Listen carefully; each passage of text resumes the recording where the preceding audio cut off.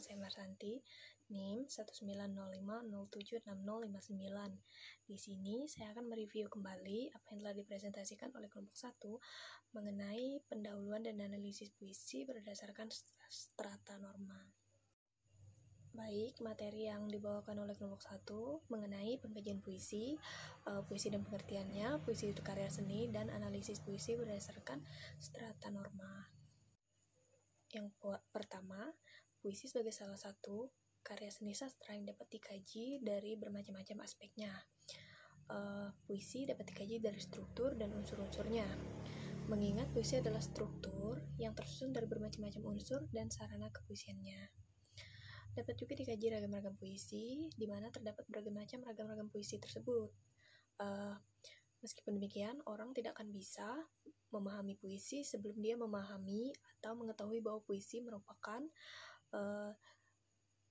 karya estetis di mana puisi memiliki keindahan dan juga bukan sekadar tulisan kosong tanpa makna.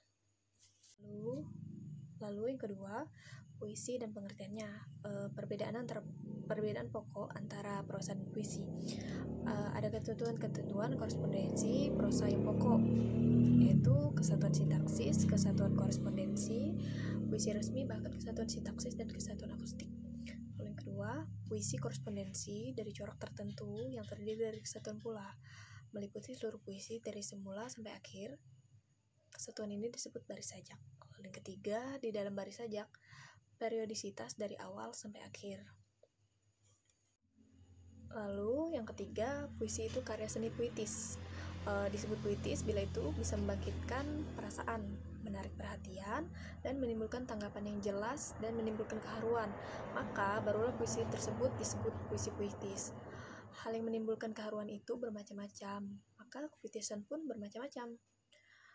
Cara misalnya dengan bentuk visual seperti tipografi, susunan bait, dan dengan bunyi seperti persajakan, lambang rasa, orkestrasi, asonansi, aliterasi, dan kiasan bunyi. Dengan pemilihan kata atau diksi, bahasa kiasan, sarana retorika, unsur-unsur kebahasaan, gaya bahasa, dan lain-lain. Namun, untuk mengetahui kepuitisan puisi secara lanjut, perlulah mengetahui unsur-unsur pembentuk puisi, supaya pengetahuan tentangnya lebih mendalam. Jadi seperti itu. Selanjutnya, yang keempat, analisis puisi berdasarkan strata norma.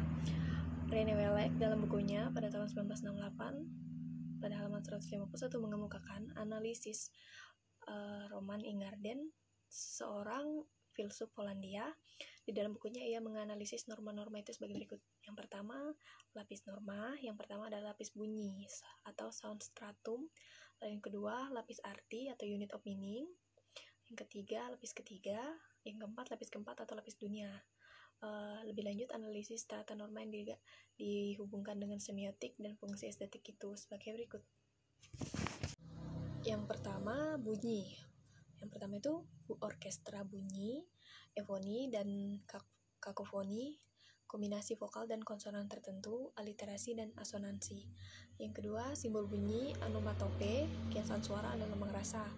Lalu yang ketiga, sajak, awal, dalam, tengah, dan akhir. Yang keempat, termasuk pembicaraan bunyi adalah irama, metrum, dan ritme.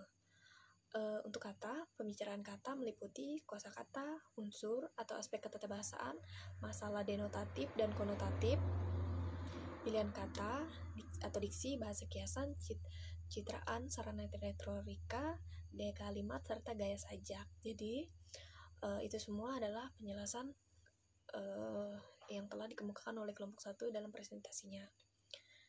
Saya kira sekian dari saya. Terima kasih.